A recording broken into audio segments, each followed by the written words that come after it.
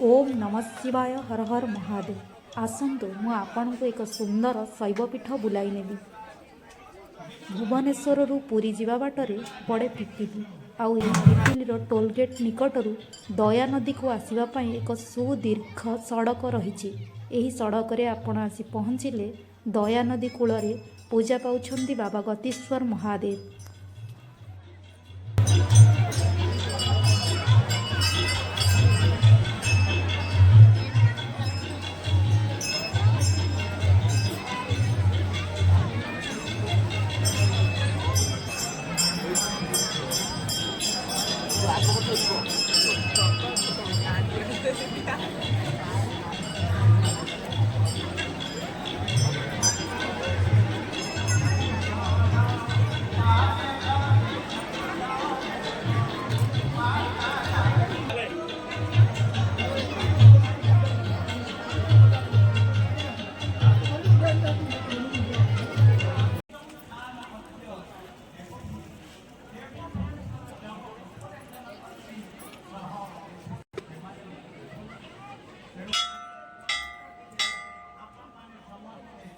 इतिहासर किंवदंती शांति स्तूप धौलीगिरी निकटरू ठीक दक्षिण पार्श्व को दया नदी कूलरे कूलरे 3 किलोमीटर आगक आसिले पड़े बाबा गतीश्वर पीठ।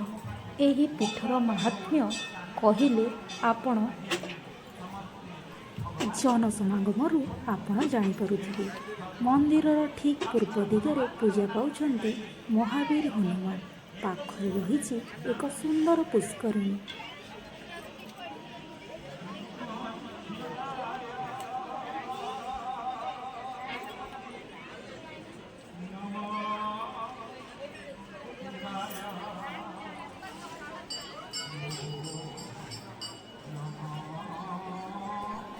जागर महोत्सव यही पीठरे सुंदर मनमुग्धकर आकर्षणीय नृत्य गीत सांस्कृतिक कार्यक्रम प्रवचन आदिर आयोजन हेउछि।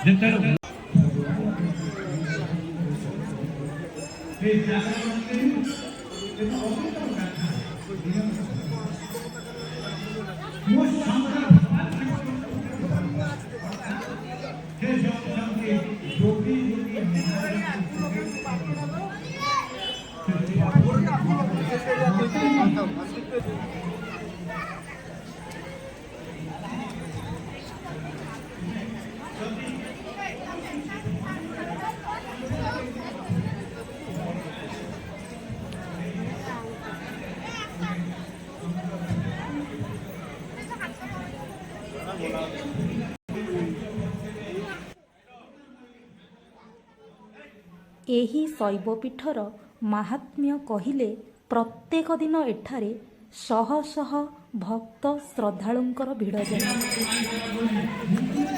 महादेवंक पाखरे पूजा पाउछंती महावीर हनुमान एवं ठीक उत्तर पार्श्व पूजा पाउछंती शनिदेव महाराज। यह होछि भारतर सर्वबृहत्तम शनि विग्रह। पार्श्व देवादेवीगण पूजा पाउछंती। शनिदेव प्रांगण रे प्रतिवर्ष यज्ञ हुए।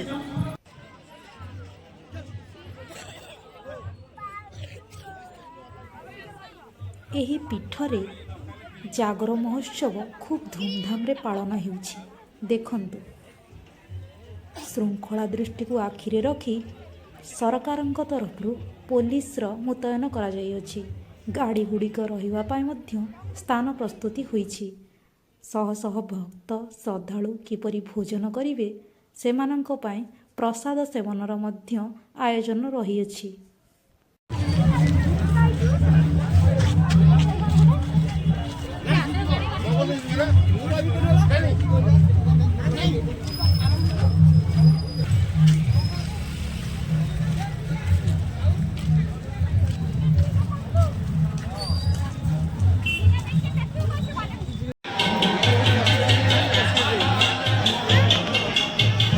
ଭିତରେ ସମସ୍ତଙ୍କର ମନୋବାଞ୍ଛା ପୂର୍ଣ୍ଣ କରନ୍ତୁ।